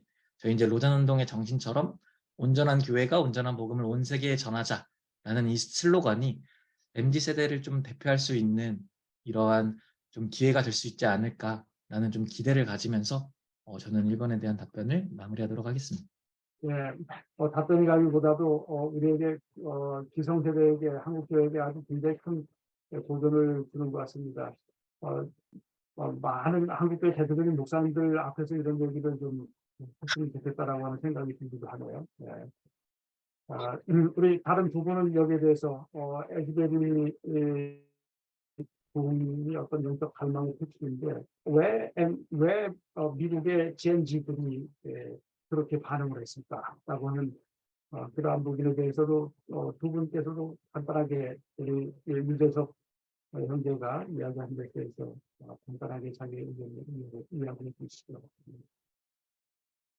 네, 저도 같은 세대로서 이 유재석 형제님이 말씀하신 이 세대들이 신앙에 대해서 또 부흥에 대해서 보는 관점들이 비슷하다고 생각하는데, 하나님은 지금까지 역사상 부흥을 일으키실 때 항상 지금 젠 Z 세대가 26세 정도가 젠 Z 세대인데 그 세대들을 데려다가 쓰셨던 것 같아요. 아까 교수님 논문에서도 이반 로버츠도 그 나이였고, 우리나라에 왔던 언더우드 선교사와 아펜젤로 선교사도 각각 26세와 27세였고, 하나님은 항상 그 세대를 통해서 일하셨던 것 같습니다. 물론 그들이 디지털 네이티브인지 아니면 어떤 환경을 가지고 있었는지 그건 모르지만 부흥과 성장을 경험하지 못한 세대라고 평가할지라도 하나님께서 그 세대를 주목하고 계신다는 것은 분명한 것 같습니다. 네, 저도 일단 에즈베리 부흥이라는 이 사건을 접했을 때 첫 마음은 저한테도 갈망이 있었던 것 같아요. 갈망과 답답함. 복음이라는 게 개인을 넘어서 공동체를 넘어서 사회를 변화시킬 힘이 있는데 왜 우리는 지금 한국교회 내에서 그런 복음의 변혁을 느끼지 못하고 있는가? 왜 그런 능력을 느끼지 못하고 있는가에 대한 답답함과 함께 그런 갈망을 또 느끼게 되었고요. 아까 유재석 형제님께서 잘 말씀해 주신 것처럼 MZ세대가 한국교회에 가지고 있는 그런 태도는 사실 적대감보다도 무관심에 가깝다고 저도 생각을 합니다. 이제 특히 믿지 않는 이제 사람들 사이에서는 어떤 한국교회에 대해서 저희가 흔히들 막 우리를 부정적으로 볼 것이다 이렇게 생각하기 쉬운데 생각보다 그냥 교회의 어떤 역할도 어떤 기대도 하지 않고 있는 좀 모습들을 목격을 했었거든요. 그래서 이제 오히려 막 교회가 이런 사회에서 뭔가 나서줘야 하지 않냐, 뭔가 목소리를 내줘야 하지 않냐 이런 것도 아니고 그냥 교회에 대한 무관심, 교회가 뭔가를 해줄 거라는 그런 일말의 가능성조차 그냥 보지 않고 있다는 생각이 들었어요. 오히려 교회보다도 그 교회를 다니는 개개인의 그리스도인, 자기 주변에 혹시 교회 다니는 사람이 있다면 그 사람이 윤리적으로, 도덕적으로 어떤 삶을 살고 있는지가 오히려 더 그 사람들의 관심인 것 같더라고요. 자기한테 어떤 친절함이나 어떤 행동이나 어떤 말로 다가오는지가 교회라는 이제 공동체의 요소보다 개인의 그리스도인의 삶이 그 사람들한테 더 많은 영향을 미치는 것 같아서 네. 그래서 더더욱 조금 우리가 그냥 위로받고 안위받고 하는 그런 신앙을 넘어서서 밖을 향하는 좀 세상을 변화시키는 그런 방향으로 교회가 성도들을 양육하고 가르쳐야 하지 않을까 이런 생각을 해봅니다. 예. 사실 무관심이라고 하는 것이 굉장히 키워드인데 이들의 무관심은 사실 무관심이 아닙니다. 이들 속에는 영적 갈망이 있다는 것을 에즈베리 국민운동을 통해서 우리가 살펴봤고 한국 사회 안에 있는 우리 MZ세대도 역시 동일하다고 생각합니다. 동일한 어떤 공통적인 관심사를 갖고 있다고 생각이 듭니다. 자, 두 번째 질문으로 넘어가죠. 네, 에즈베리 신학교 교수들은 에즈베리 부흥운동을 각성운동이나 갱신운동으로 바라보는데 현재 에즈베리 부흥운동은 발생 장소와 지역을 넘어 미국 사회 전역과 전 세계를 향해 확산하고 있다고 평가됩니다. 최대교회와 비교하여 이 운동의 방향과 전개 방식 그리고 결과를 예측한다고 예측한다라고 여러분들이 질문한다라고 하는 여러분들의 그 MZ 세대의 성향으로 봐서 기성 세대가 하는 것과 다른 그러한 방식으로 아마 나타나지 않을까 저도 기대를 하면서 이런 질문을 던집니다. 이거 한 번 얘기해 주시고 간단하게 여러분들끼리 설명해 주시기 바랍니다. 네, 제가 잠깐 말씀드리겠습니다. 네, 에즈베리 신학교 교수들이 에즈베리 부흥운동을 리바이벌이란 용어보다 각성, 어웨이크닝이라는 단어가 적합하다고 평가하기도 합니다. 근데 1번 질문처럼 MZ세대에게 부흥이란 저 같은 경우도 부흥회에 참여했던 기억, 또 수련회에서 뜨겁게 기도했던 기억은 있어도 그것이 사회를 변혁시키는 운동으로까지 이어진 기억은 아직 없습니다. 그래서 개교회와 지역의 교인들이 가라앉은 신앙에 활력을 주고 막 구령료를 일으켜 교회가 성장하고 교회의 활기가 다시 뛰는 것은 보았지. 우리 평양 대부흥 코리안 리바이벌이라 불리는 그 1907년 그 부흥운동처럼 기생으로 유명한 문란한 도시였던 그 평양을 변혁시키는 일, 그리고 동방의 예루살렘으로 불리게 되는 일, 그런 부흥은 저희는 경험하지 못한 것 같습니다. 그리고 평양 대부흥의 주역들이 민족대표 33인으로 서명하는 일 같은 그런 사회를 변화시키고 교회 안이 아니라 바깥으로 나가는 그런 부흥은 제가 경험한 것은 없습니다. 어떤 이야기는 들었지 경험한 그런 부흥은 없습니다. 근데 에즈베리 대학이 있었던 일처럼 일반적인 기도회, 매주 있는 일상적으로 있는 기도회에서 기도를 더 하고 싶어 하는 젊은이들이 남아서 함께 기도한 경험은 제게도 있습니다. 대학교 채플에서도 있었고 교회에서도 있었고 기숙사 모임에서도 있었습니다. 아까 최영근 교수님께서 발제하신 것처럼 그 에즈베리 부흥은 아직 진행 중이기 때문에 아직 평가하고 어떻게 되었다라고 할 시기는 저도 아니라고 생각합니다. 계속해서 연속되던 그 예배는 끝났지만 올 여름방학 시즌에 부흥의 주역이었던 이 학생들이 북미 지역과 해외로 아웃리치들을 준비하고 있습니다. 그래서 이 9가지 부흥운동이 가지고 있었던 역사적 특징은 다 만족하고 있진 않지만 아직 진행 중이고 이것이 평가할 시기가 되었을 때는 이 부흥운동과 이 역사적인 9가지보다 더 발전되고 확장된 것이 또 보일 수도 있지 않을까라는 생각이 듭니다. 그리고 이 운동이 지나치게 감정적인 운동이라고 하는 말도 있는데 감정은 하나님이 주신 것이고 이 좀비 세대라고 불리는 이 대학생들의 일상적인 채플 수업에 이런 감정이 불러일으키는 일이 있었다는 것 자체가 하나님께서 일하셨다는 뜻이 될 수도 있을 것 같습니다. 저도 신학대학에 지원하고 하나님의 일을 하겠다라고 헌신했을 때 하나님께서 제 감정을 불러일으키셨기 때문에 특별히 이 MZ세대가 감성이 참 중요한 세대인데 이 세대에 하나님께서 이 감정을 만지신 것이 아닐까라는 생각이 듭니다. 그래서 신학적 평가도 중요하지만 이 세대에 하나님의 부흥이 있다는 것 자체가 의미가 있다고 저는 생각합니다. 또 이 정적인 종교운동과 역동적인 운동과 차이가 있다고 하는데 교수님께서 논문에서도 데이비드 머시는 초대교회가 운동이 되기를 중단하고 제도가 되었다고 합니다. 물론 제도가 없다면 그것이 이후 세대까지 이어지기 어렵고 운동이 없다면 역동성을 잃고 굳어지게 되는 관점이 있습니다. 그래서 저는 이 앨런 허쉬가 선교적 교회에 대한 그의 책 잊혀진 교회의 길이라는 책에서 감리교 운동을 소개하는데 그때 감리교 운동이 순회 전도자들이 전도할 때는 폭발적으로 성장하고 그것이 운동이 되어 갱신까지 일으켰는데 그들에게 4년의 목사 안수 과정을 이수하게 했을 때 즉시 성장이 멈추게 되었다라고 이야기합니다. 교회는 선교적인 조직이고 그것이 역동성이 있어야 하는데 그 운동성을 잃어버리고 제도화되었을 때 운동으로서의 선교적 교회 성장은 멈추게 되었다라고 이야기합니다.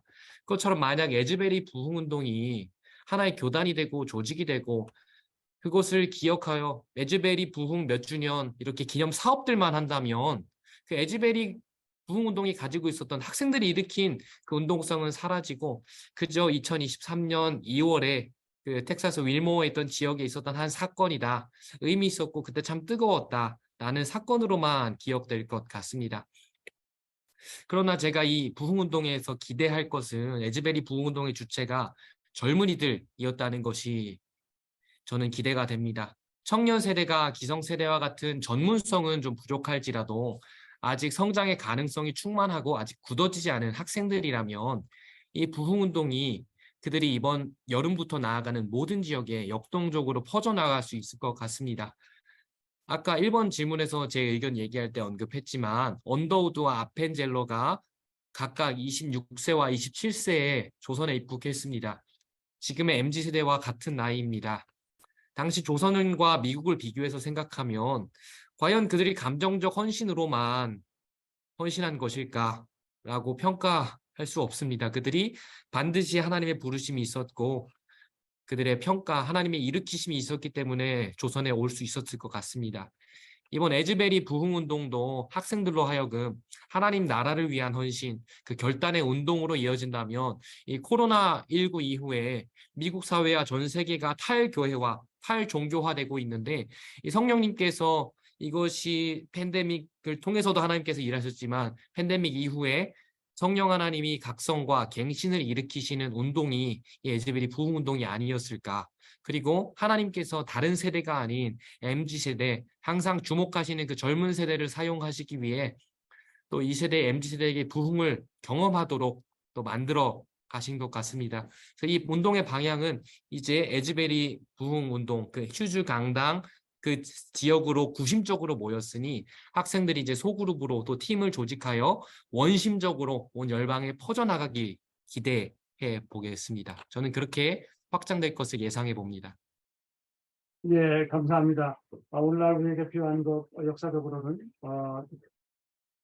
젊은 존 웨슬리, 젊은 조나단의 그것이 이렇게 필요하고 언더도 아펜젤러 얘기했듯이 26세, 27세 여러분의 세대에 그분들이 미국의 부흥운동을 경험하고 난 다음에 선교사로 헌신해서 이 땅으로 와서 복음을 전하는 것을 우리가 기억합니다.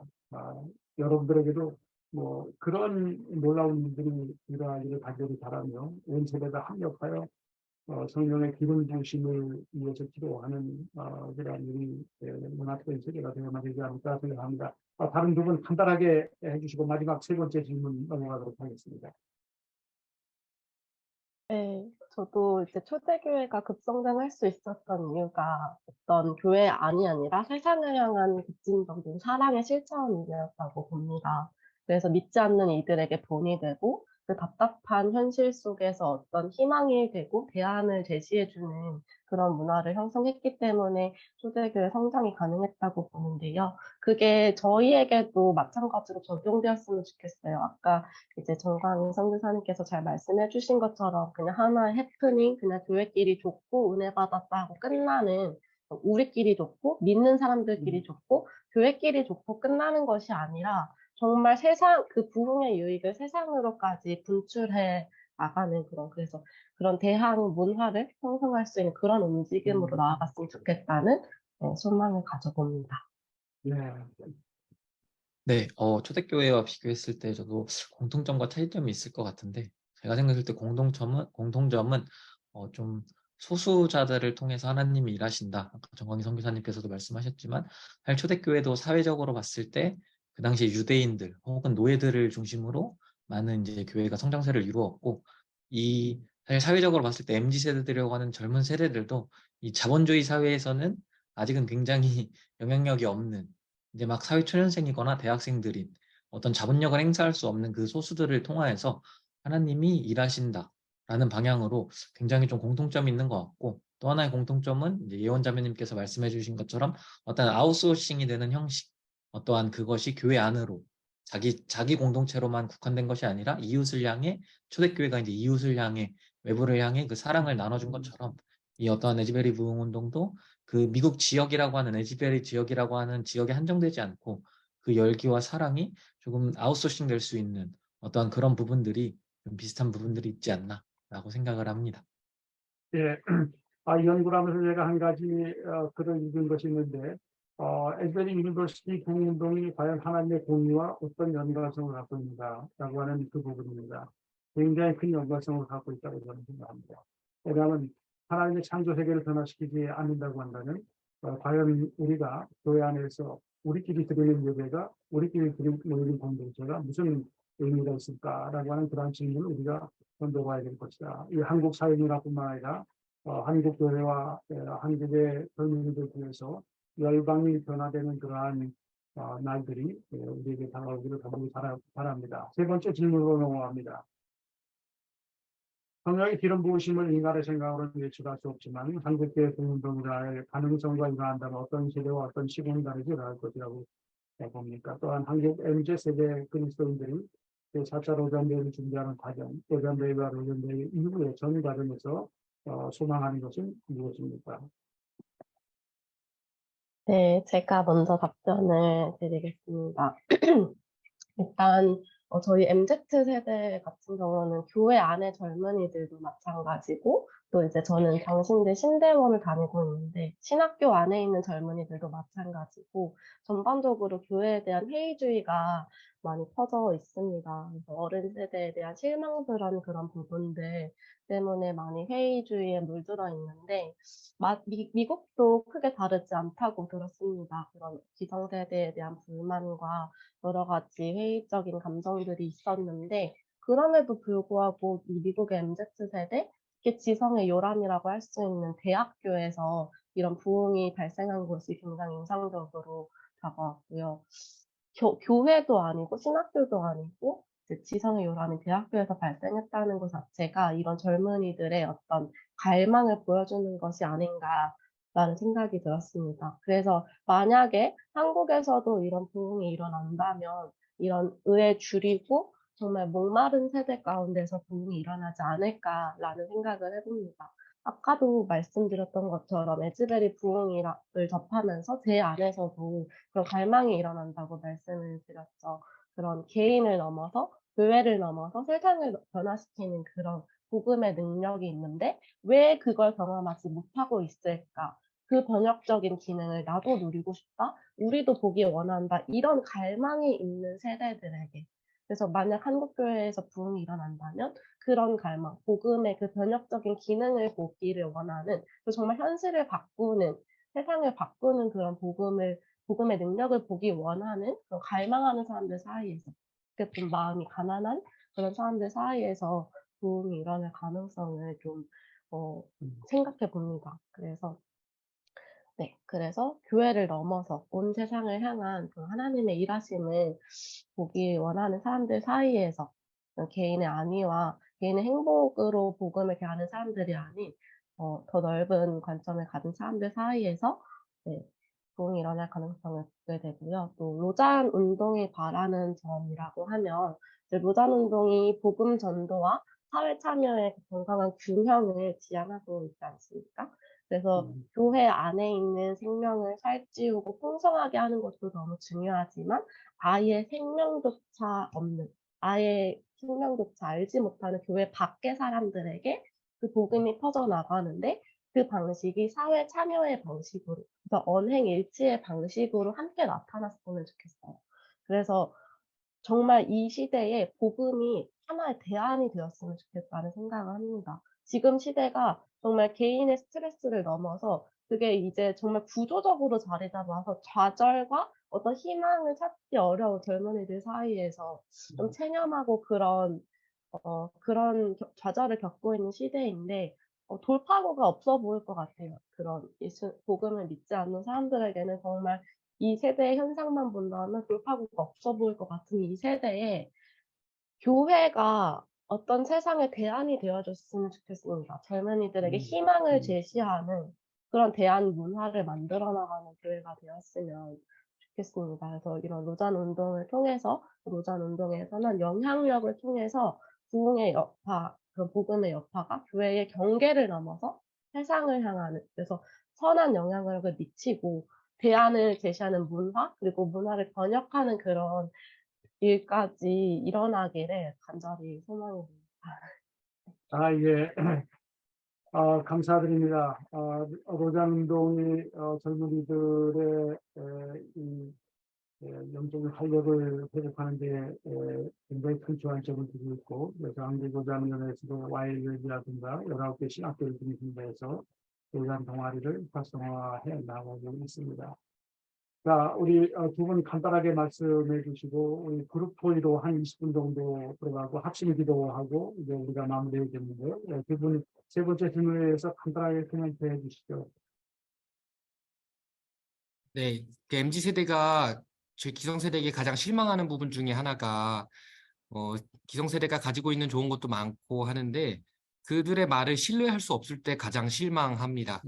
언행일치가 안 되고 그들의 말을 신뢰할 수 없을 때 죄송합니다. 저보다 기성세대가 많이 계신데 그들을 꼰대 취급하는 이유가 그들이 존경할 만한 가치가 없을 정도로 그들의 말과 행동과 그런 것들이 괴리가 생길 때 그렇게 실망을 합니다. 처음부터 모든 말을 그렇게 취급하지는 않는데 그들이 실망했을 때 그렇게 실망합니다. 그래서 이번 4차 로잔 대회는 그 신앙이 그것이 삶으로 실천되고 이 통전적 선교를 보여주는 그런 자리가 되면 한국 교회의 부흥이 일어날 것이라기보다 한국 교회의 부흥이라기보다 하나님께서 기뻐하시는 대회가 되지 않을까. 성령의 기름 부으심이 이루어지려면 하나님의 말씀을 하나님이 원하시는 것을 들어드릴 때 할 텐데 만약 그것이 또 기념비적인 행사가 되고 이게 로잔 50주년인데 나중에 엘포 50주년만 되는 것이 아니라 진짜 이 운동 자체가 한국 교회를 변화시키고 동아시아 그리고 전 세계 글로벌 미션이 하나님께 이루어지는 것이 된다면 한국 교회의 MZ세대 가운데서도 아 교회가 거짓말만 하는 집단은 아니구나 라는 것을 보여줄 수 있을 것 같습니다. 네, 저 마지막 질문이기 때문에 저는 좀 가볍게 답변을 하면서 마무리 지을까 합니다. MZ세대를 대표하는 것이 아까 이제 미디어가 이야기가 나왔습니다. 이전에 교수님 논문에도 나와 있지만 사실 에즈베리가 8번의 부흥운동이 있었고 이번이 9번째인데 이전 8번과 가장 큰 차이점이라고 하면은 이제 우리가 팬데믹을 맞이하면서 비대면이 활성화된 상태에서 어떤 이런 운동이 처음으로 맞이하지 않았나라는 생각이 듭니다. 그래서 시공간이라는 부분을 한번 조심스럽게 예언해 보자면은 이미 미디어가 되게 익숙하고 미디어가 친숙한 이 MZ세대들이 이 미디어 매체를 통해 이런 부흥 운동들을 접하고 이런 부분들이 단순히 오프라인 현장을 뛰어넘어서 이런 온라인 환경 안에서도 하나님의 특별하신 일하심을 통하여서 어떠한 이런 부흥 운동이 한국교회 안에 일어날 수도 있지 않을까라는 좀 약간 새로운 도전을 하고요. 로잔 운동을 통해 기대하는 것은 첫 번째 질문의 답변과 약간 연결지어서 기존에 어떤 미디어 매체가 MZ세대를 대표하는 슬로건이었다면은 기존에 사실 로잔 대회라고 하면 제 주변의 MZ세대들조차 로잔 대회를 모르는 친구들이 대부분인데 기존의 로잔 대회의 정신, 로잔 언약의 정신이었다면은 이제 MZ를 좀 대표하는 슬로건이 되었으면 하는 개인적인 희망, 어떤 온전한 교회가 온전한 복음을 온 세계에 이 슬로건이 MZ세대를 대표할 수 있으면 좋겠다라는 개인적인 작은 소망이 있습니다. 네, 이상입니다.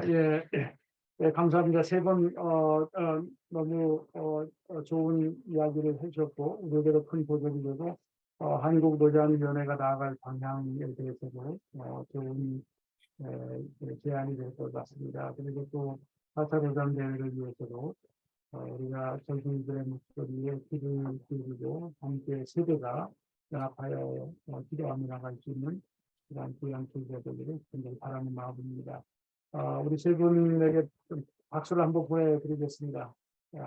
수고하셨습니다. 세 분. 자, 지금 10시 7분인데 저희가 20분 정도 소그룹 모임을 갖습니다. 여기 포인 질문이 있는데 오늘 발제와 패널 토의를 듣고 새롭게 배운 점은 에브리데이 부흥운동을 하여 4차 로잔 대회를 기대하는 바는 무엇입니다. 그렇게 해서 소그룹으로 함께 논의해 주시기 바랍니다. 바쁘신 분들이 나가시는 분들이 있는데 그래도 한 15명 정도가 함께 남아 있습니다. 자, 소그룹 지금 들어가고 한 20분 정도 함께 이야기를 나누고 함께 기도하고 말씀을 그렇게 하겠습니다. 자, 다들 들어오셨군요. 20분 동안 짧은 시간이지만은 두 개의 질문을 가지고 함께 이야기를 나누시고 또한 교제를 나누셨을 줄 압니다. 한 번에 좀 이야기를 좀 듣고 한두 번의 이야기를 듣고 저희가 기도하고 마치도록 하겠습니다. 10시 40분에 저희가 마치려고 하는데 지금 31분인데 지금 와 계신 분들 우리 안성호 교수님 잠깐 이야기 좀 해주시겠어요? 뭐 발제하고 함께 이야기를 나누신 걸 좀 들으신 소감을 잠깐 간단하게 말씀해 주시죠. 네, 저에게 나눌 수 있는 기회를 주셔서 감사드립니다. 저희는 그 중남미에 계신 선교사님들, 이조 선교사님들과 같이 얘기를 하는데요.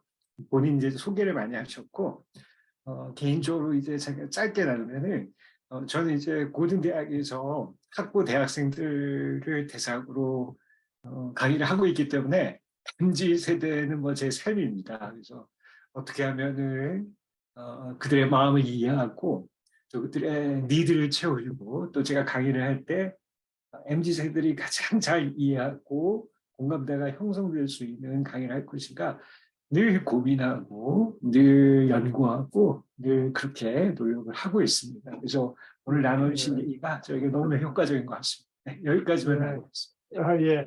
우리 박상환 장로님 어떻게 보셨습니까? 우리 MZ 세대들이 갖고 있는 생각들.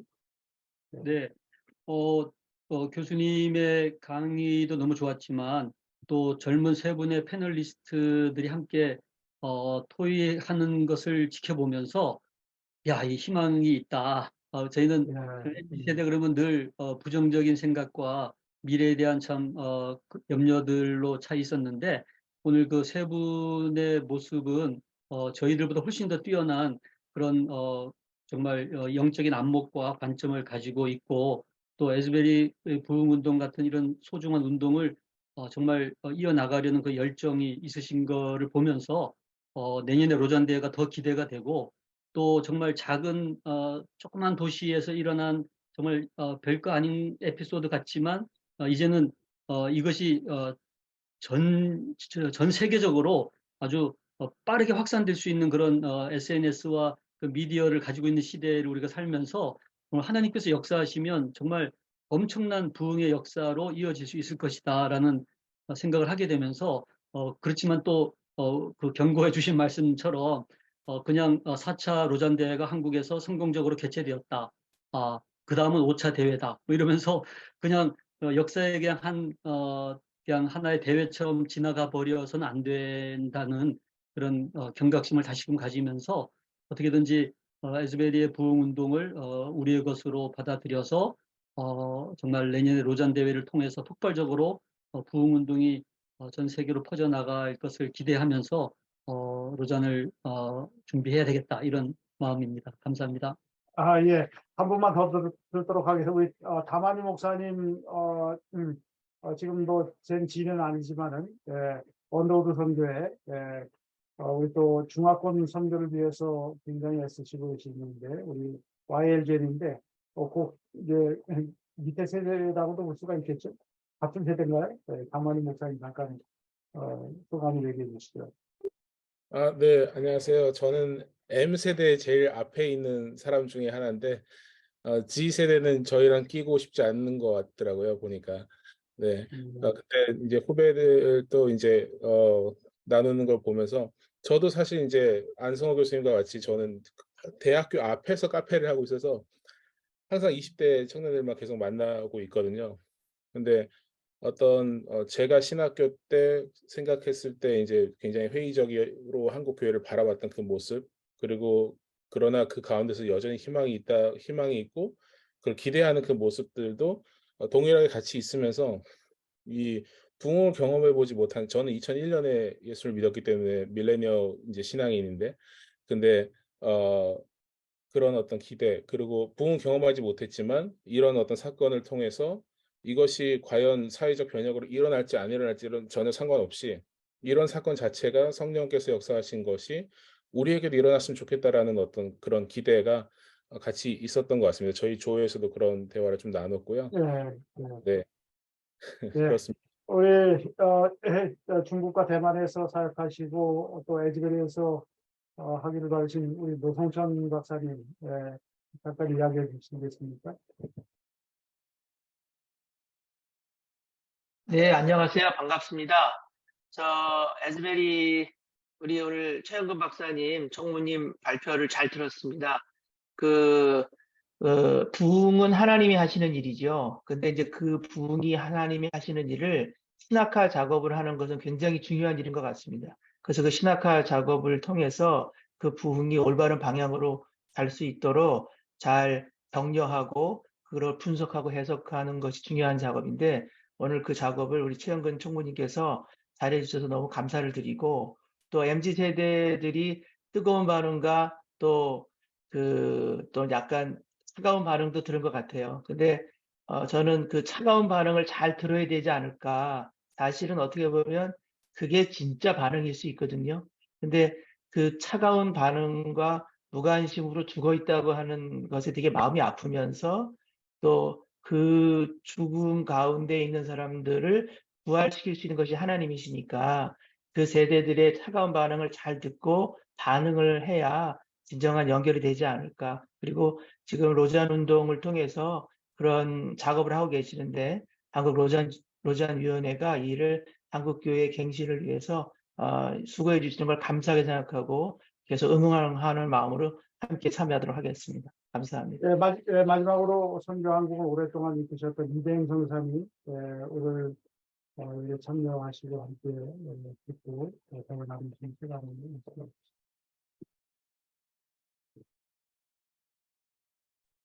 네, 감사합니다. 저도 그 시대의 변화에 대한 하나님의 그 움직이심이 그 하나님을 갈망하는 하나님의 사람들에 의해서 그 길을 낸다라는 그 역사적인 증거와 또 역사적인 그 무게들을 갖고 있는 사람 중에 하나로서 하나님께서 이 시대에 우리 젊은이와 노인과 모든 전 세대에 정말 그 하나님을 갈망하는 마음을 부어주셔서 그로 말미암는 우리의 각성과 회개가 이 땅에 기름 부음 받기를 기대하고 있습니다. 이 로잔 대회가 우리에게 뭔가를 해주는 게 아닙니다. 우리가 이런 그 하나님 옆에 겸손하고 또 우리가 자격 없음을 계속 고백하면서 하나님 우리에게 주신 지혜와 또 충성스러운 순종으로 이 일들을 이끌 때 세계교회에 영향을 미치려고 하지 말고 세계교회를 섬기려고 하는 마음을 우리가 갖고 정말 전 세계적인 변화, 하나님의 나라가 속히 임하기를 소망하는 마음에 그런 시간들이 됐으면 좋겠다 하는 마음으로 또 로잔대로 섬기고 또 여러분들을 섬기고 기대하겠습니다. 마지막으로 7월 14일 날 다 같이 됐으면 좋겠습니다. 네, 감사합니다. 사실 해외에서 참석하신 우리 선교사님들 이야기를 좀 다 들어봤으면 좋겠지만은 시간 관계상 이제 로잔은 기도 운동입니다. 그리고 에즈베리 부흥 운동은 수십 년 동안의 기도가 축적돼서 이러한 일들이 갖고 하나님께서 응답하신 것이라고 생각합니다. 제가 90년대에도 70년대 에즈베리 부흥 운동이 다시 일어나게 해달라고 그룹이 모여가지고 교수들도 기도하고 학생들도 기도했던 그러한 기억이 있습니다. 이번 여름에 제가 방문하면서 조준호 총장님을 만나볼 텐데 저도 지금 마음이 뜹니다.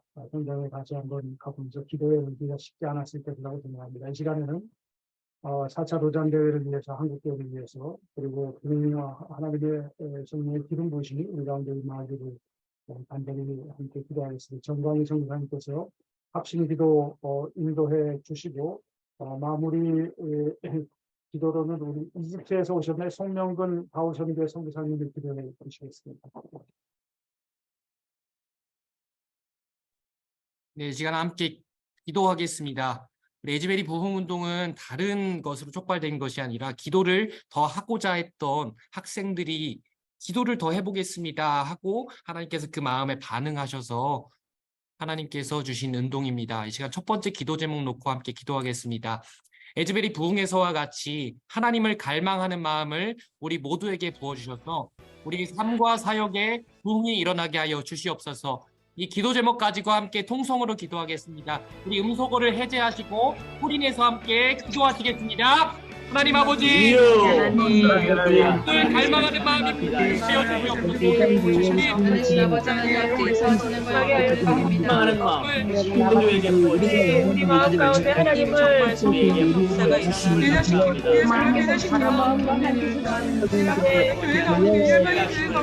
앞에 갈망하는 마음이 저희들에게 가능한 우리의 사역 가운데 우리 갈망하는 그 마음이 우리의 이야기가 되게 하여 주시옵소서. 사모하고 갈망하는 마음으로 말씀과 기도에서 집중할 수 있게 하여 주시고 성령을 기도하게 하여 주시고 우리의 기도를 들으시는 하나님을 더욱더 바라볼 수 있게 인도하여 주시옵소서.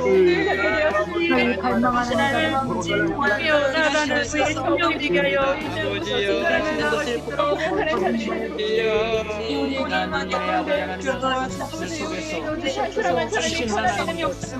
온전히 말씀을 감사하며 하나님의 역사가 있게 하여 주시옵소서.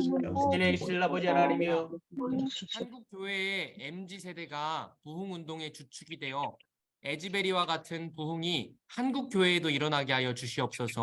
또 한국 로잔 운동이 제4차 로잔 대회를 섬기는 가운데 회복되게 하시고 하나 되게 하시고 세계 교회로부터 배울 수 있는 계기가 되도록 우리 함께 기도하겠습니다. 하나님, 하나님 감사합니다.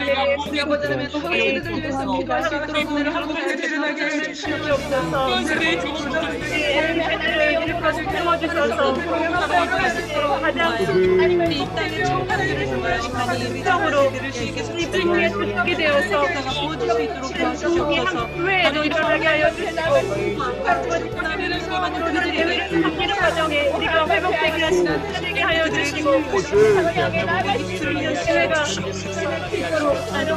우리가 교회를 섬기는